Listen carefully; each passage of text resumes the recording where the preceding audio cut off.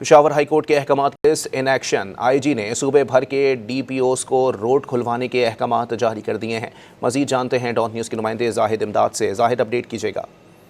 जी बिल्कुल, चंद रोज से जारी जो एहतजाज है उसके बाद मोटरवेज और खैबर पख्तूनख्वा में तौर पर मुख्तलिफ मकामात पर बंद किए गए थे। ताहम आज जो हाई कोर्ट ऑर्डर पर IG खैबर पख्तूनख्वा की सेक्रेटरी को तलब किया गया, जिसमें हुक्म दिया गया पुलिस को कि रोड्स खुलवाने के हवाले से इक़दाम करें और आम आवाम की जो आमदोरफ्त है उसको यकीनी बनाए। ताहम IG खैबर पख्तूनख्वा ने पेशावर हाई कोर्ट के अहकामात पर जो है अब तमाम जो DPOs हैं उनको बाकायदा तौर पर अहकामात जारी कर दिए हैं ताकि जो भी रोड्स बंद हैं उनको फिलफौल खुलवाए जाए और जो आवाम की नकलो हरकत है, आमदोरफ्त है, उसको यकीनी बनाया जाए। ये ऑर्डर्स CPO से आगे जारी हैं और तमाम CPOs जिनके सेक्शन रास्ते और मोटरवेज और हाईवेज बंद हैं तो उन बाकायदा तौर पर कन्वे कर दिया गया है कि तमाम रोड्स को फिलहाल खोला जाए।